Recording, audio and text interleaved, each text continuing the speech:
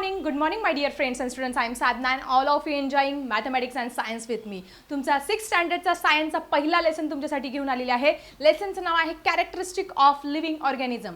So second आपलं characteristic of living organism आहे movement, हालचाल. प्रत्येकजण हालचाल करत असतं, पण त्याच्या अगोदर तुम्हाला थिंकमध्ये एक क्वेश्चन दिलेला आहे. प्रश्न काय आहे बघा, are there any living organism that can never live there place. असं या जगामध्ये एखादं लिव्हिंग ऑर्गॅनिझम आहे का की जिच्या स्वतःची जागा कधीच बदलत नाही? येस लिहा मला कमेंट सेक्शनमध्ये. येस, बरोबर ओळखलं तुम्ही. ते लिव्हिंग ऑर्गॅनिझम आहे plants. Plants do not move from one place to another place. ते कधीही आपली जागा सोडत नाही.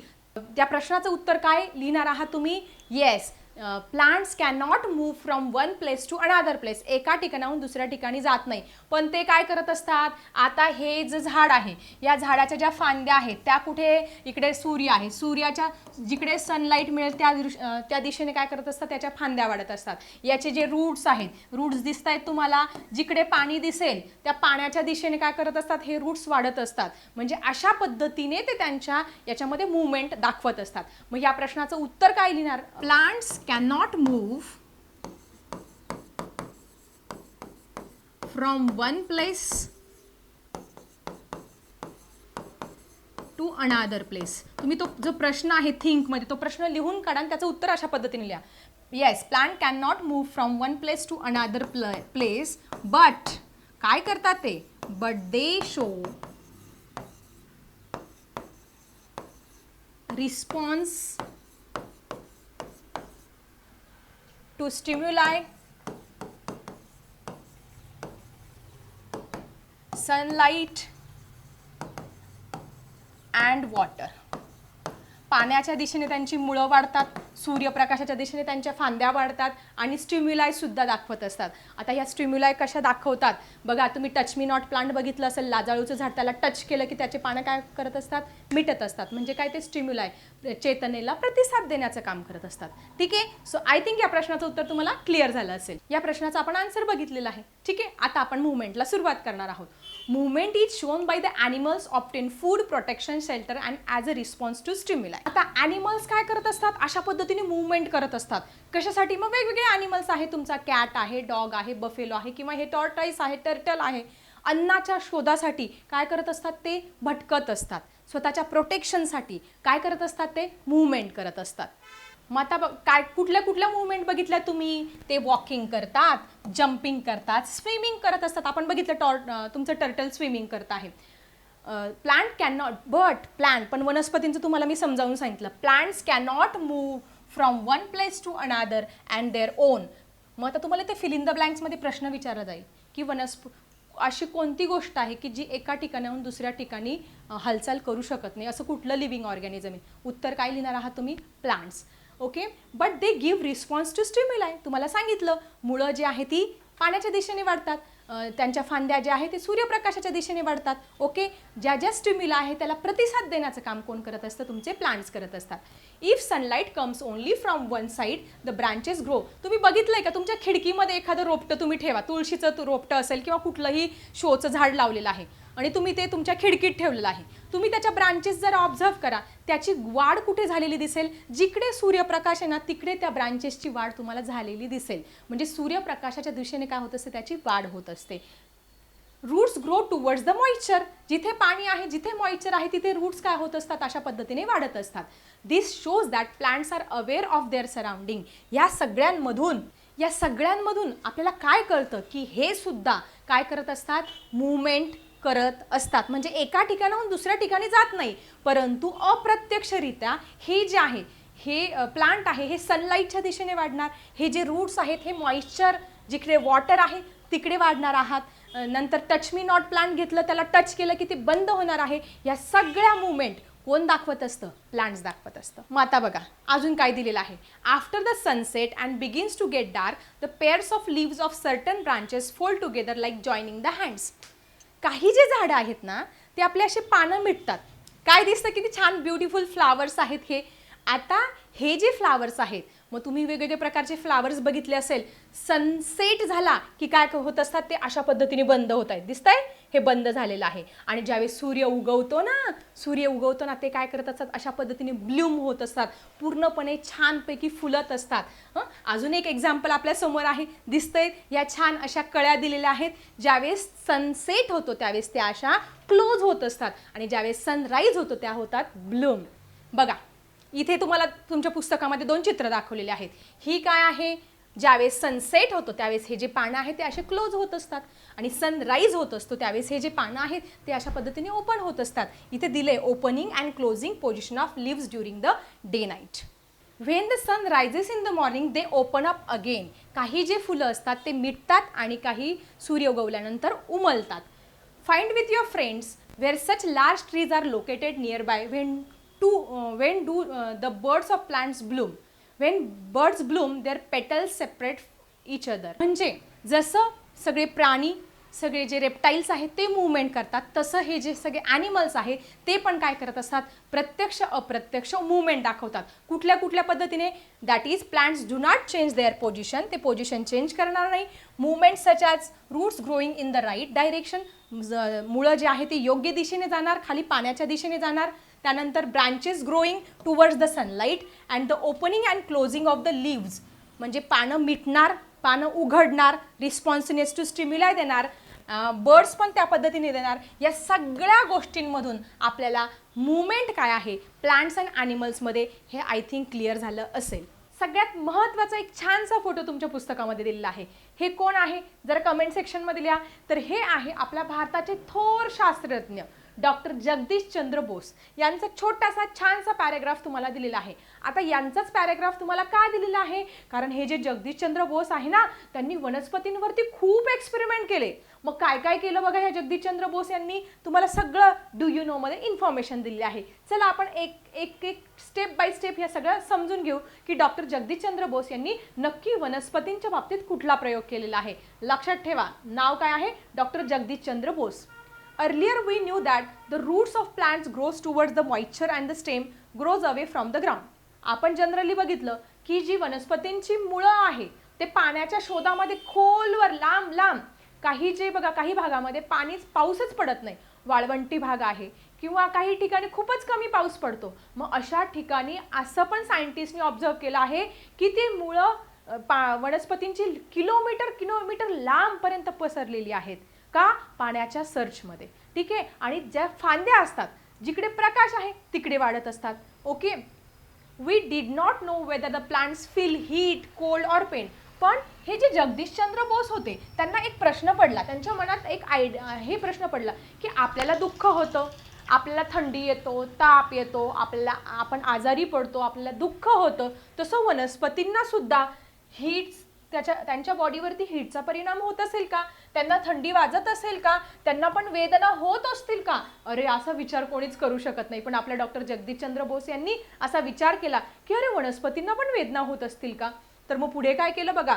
Sir Jagadish Chandra Bose was the first to prove through experiment that plants have special system of their own to perceive such sensation. Doctor Jagadish Chandra Bose यांनी कित्येक वर्ष कशावरती experiment केला, फक्त झाडांवरती, वनस्पतींवरती एक्सपेरिमेंट केला आणि त्यांनी एक इन्स्ट्रुमेंट बनवलं, एक उपकरण बनवलं आणि त्या उपकरणाच्या साह्याने ते म्हणू लागले की प्लांट्सला सुद्धा सेन्सेशन आहेत, त्यांना सुद्धा भावना आहे, त्यांना सुद्धा वेदना होतात, त्यांच्यावरती सुद्धा हीटचा परिणाम होतो, त्यांना सुद्धा थंडी वाजते. हा सगळा जसं ह्युमन बिईंगला सगळ्या सेन्सेशन आहे तशा वनस्पतींना सुद्धा काय आहे, सगळ्या सेन्सेशन आहे. He was the great Indian physicist होते ते अँड बॉटनिस्ट. बॉटनीचा अभ्यास, आता फिजिसिस्ट म्हणजे काय आणि बॉटनिस्ट म्हणजे काय, बॉटनी म्हणजे काय, झाडं झुडपं सगळ्यांचा अभ्यास करणारे शास्त्रज्ञ. Okay. He invented an instrument which could magnify the movement of plant and growth of the plant. त्यांनी जे इन्स्ट्रुमेंट आहे त्याच्यानुसार त्या इन्स्ट्रुमेंटमध्ये त्यांनी त्या वनस्पतींच्या बारीक बारीक हालचाली आहे त्याचं रेकॉर्डिंग करायला सुरुवात केलं. त्याचे सगळं डेटा आहे तो कलेक्ट करायला सुरुवात केलं. Of the 10,000 times and recorded, 10,000 वेळा हे सगळ्या वनस्पतींचं त्यांनी काय केलं, ऑब्झर्वेशन केलं, त्या ज्या इन्स्ट्रुमेंट थ्रू त्याचं रेकॉर्ड केलं. कोणी, जगदीशचंद्र बोस यांनी. Through his experiment at the royal society of London. मग रॉयल सोसायटी ऑफ लंडन ही एक संस्था आहे की जिथे सायंटिस्ट जे आहे ते जे एक्सपेरिमेंट करतात किंवा जे रिसर्च करतात ते तिथे आपल्याला सबमिट करायचं असतं. मग त्या सोसायटीद्वारे ही demonstrated the plants have feeling. मग तिथे त्यांनी आपला हे केलं, आपलं प्रबंध सादर केला की अरे वनस्पतींना सुद्धा काय असतात, फिलिंग्स. फिलिंग्स म्हणजे कोणत्या भावना? आपल्याला दुःख होतं, आपल्याला आनंद होतो, आपल्याला राग येतो, आपल्याला चीड येते, ह्या सगळ्या भावना आपल्याला असतात. तशा वनस्पतींना सुद्धा फिलिंग्स असतात. असं कोणी सांगितलं? डॉक्टर जगदीशचंद्र बोस यांनी. Sir Jagadish Chandra Bose receive a great honour for this various discover. आणि त्यांना अनेक पुरस्कारांनी काय केलं? सन्मानित केलं गेलं. सो असा छानसा इन्फॉर्मेशन एका विशिष्ट अशा सायंटिस्टची तुम्हाला दिलेली आहे. तुम्ही लक्षात काय ठेवायचं आहे? त्यांनी काय शोधलं? That is plants having sensation, they having feelings. त्यांना भावना असतात. हे कोणी सांगितलं जगासमोर? डॉक्टर जगदीशचंद्र बोस यांनी. अजून एक इन्फॉर्मेशन त्या जगदीशचंद्र बोस यांचा जो पॅरेग्राफ आहे त्याच्या खाली हे दिलेलं आहे बघा. काही इंटरेस्टिंग इन्फॉर्मेशन दिलेली आहे. काय आहे बघा? Sometimes glass or an earthen pot or wooden object gets chip or pieces of its break off. Does that object return to its original shape after a few days? कधी कधी तुमच्या हातातून काचेचा ग्लास पडतो, फुटतो. कप बशी पडते, फुटते. Cup फुटतो. किंवा कधी कधी जो अर्थन पॉट असतो म्हणजे लाकडापासून तयार तुमचे मातीपासून तयार झालेली जी भांडी आहेत, मडकं आहे किंवा एखादा दिवा आहे, खाली पडला, फुटला. किंवा काही वुडन ऑब्जेक्ट्स आहे की जे नाजूक आहे ते फुटले, परत आपल्याला जसेच तसे मिळतात का रे? नो. सो ह्या प्रश्नाचं उत्तर काय येणार आहे? No, we didn't get the original substance as it is. ठीक आहे. त्यानंतर पुढे काय दिले बघा त्यांनी? In animals small or large wounds will over a time. बघा तुम्हाला कधी खरचटले, आता लहानपणापासून आपल्याला कित्येकदा पडतो, झडतो, आपण खाली पडतो, आपला पायाला फ्रॅक्चर होतं, आपल्या पायाला खरचटलं, हाताला खरचटतं, जर ॲक्सिडेंट झाला तर तोंडाला खरचटलं. अशा अनेक जखमा आपण काय करत असतो? लहानपणापासून बघत असतो. पण तुमच्या एक लक्षात येतं का? या जखमा या काही कालावधीनंतर भरून येत असतात. म्हणजे आपल्या शरीराची काय होत असते? तिथे झीज होत असते आणि ती जखम हळूहळू हळूहळू बरी होते. मग तिथे खपली तयार होते ब्लॅक कलरची, मग ती खपली निघून जाते. परत आपला जो ओरिजिनल स्किनचा कलर आहे तो आपल्याला येत असतो. हे सगळ्या कोणाच्या बाबतीत होतं? हे प्लांट्स अँड ॲनिमलच्या बाबतीत होत असतं, सगळ्या ॲनिमलच्या बाबतीत. Over those parts of the body become same as earlier. नंतर तो पार्ट ॲज इट इज होऊन जात असतो. New shoots emerge from the trunks of trees from which new branches and new leaves grow. This because new cells are constantly being form. तसंच जसं आपल्या बाबतीत आपल्या जखमा भरतात ना, तसं वनस्पतींच्या बाबतीत कधी कधी अशा फांद्या फुटतात आणि त्या फांद्यांपासून सुद्धा नवीन झाडं तयार होत असतात, नवीन सेल. कारण प्रत्येक ठिकाणी काय असतात? न्यू सेल्स असतात. आता सेल काय आहे? Cell is the structural and functional unit of all living organism. आपण जे वनस्पती आहे, आपले जे प्राणी आहे, या प्राण्यांच्या कार्याचं आणि रचनेचं सगळ्यात महत्त्वाचं युनिट काय आहे? सेल आहे. मग आता सेल किती प्रकारचे आहे? एक आहे तुमची ॲनिमल सेल आणि दुसरी काय आहे? Plant cell. ओके. मग ॲनिमल सेल कोणामध्ये प्रेझेंट असते रे? आपल्यामध्ये. सगळ्या प्रकारचे जे प्राणी आहे त्याच्यामध्ये ॲनिमल सेल प्रेझेंट असते. पुढे 8वी 9वी 10वीला गेल्यानंतर तुम्हाला त्याचा अभ्यास करायचाच आहे.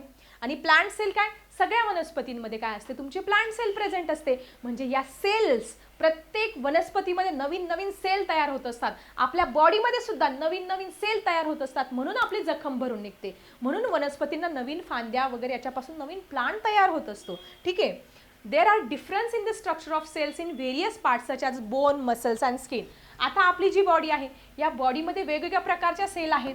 बोन सेल आहे म्हणजे बोनला अटॅच असणाऱ्या सेल्स आहेत. त्यानंतर कुठल्या? Muscle cell. आपले ज्या मसल्स आहेत या मसल्सला सुद्धा काय आहेत? काही सेल्स अटॅच आहे, त्याला आपण मसल सेल म्हणत असतो. त्यानंतर स्किन, आपली जी स्किन आहे या स्किनमध्ये सुद्धा खूप साऱ्या सेल्स आहेत. ठीक आहे. The body of all living organism is made up of cells. मग तुम्हाला इथे फिल इन द ब्लँक्समध्ये the body of all living organism is made up of dash dash. कशापासून बनलेली आहे? सेलपासून. फिल इन द ब्लँक्सला विचारलं जाऊ शकतं. Every living cell in the body requires nutrient and oxygen. सगळ्यात महत्त्वाचं, आपल्या बॉडीमध्ये ट्रिलियन्स ऑफ सेल्स आहे, हजारो करोडो अब्जावधी अशा सेल्स आहे. पण या प्रत्येक सेलला काय गरज असते? पोषणाची गरज असते. म्हणजे काय लागतं रे?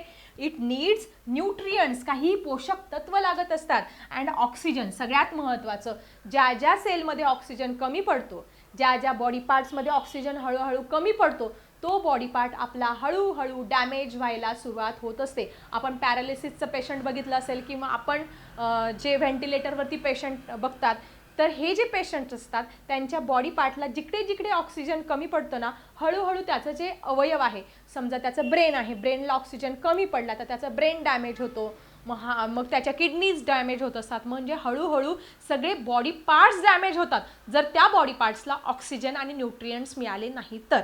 म्हणजे सगळ्या सेल्सला कशाची गरज असते? तुमची न्यूट्रिएंट्स आणि ऑक्सिजनची गरज असते. ट्राय दिसमध्ये तुम्हाला एक छोटासा एक्सपेरिमेंट करायचा आहे. सगळ्यांनी हा एक्सपेरिमेंट घरी करून बघायचा आहे. ठीक आहे, मी तुम्हाला सांगते त्या पद्धतीने काय करायचं आहे. ते गिव्ह 5 to 6 एम्प्टी कप्स और स्मॉल क्ले पॉट्स, छोटे छोटे मडके घ्यायचे किंवा छोटे प्लास्टिकचे डबे असेल ते घ्यायचं. त्याच्यामध्ये काय करायचं, fill each cup with a mixture of soil and little sand. थोडी माती आणि वाळू वगैरे सगळं जे झाडाला आवश्यक असतं असं सगळी माती वगैरे ती मिक्स करून त्याच्यामध्ये भरायची. Sow few seeds of each type in the cup of soil mixture. For example use seed of plants like a red chilli.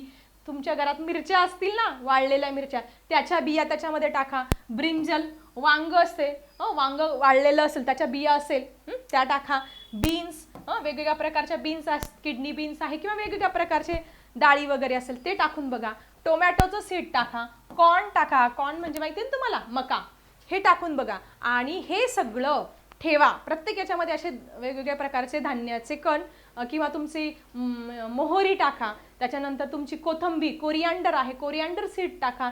हे सगळं टाकायचं. त्याला रोज थोडं थोडं पाणी द्यायचं आणि ऑब्झर्वेशन करायचं आहे. कीपर आणि त्याचं रेकॉर्ड ठेवायचं आहे. Keep a record of time required for the seed germination. प्रत्येक याच्यातून छोटं छोटं प्लांट बाहेर येणार आहे आणि प्रत्येक याला किती वेळ लागणार आहे याचं तुम्ही ऑब्झर्वेशन करायचं आहे. The size, number and shape of the leaves at that time. Draw their figures वगैरे काढा, त्याचे चित्र काढा. After every 3rd day maintain its record. तिसऱ्या दिवशी तुम्ही रेकॉर्ड मेंटेन करा.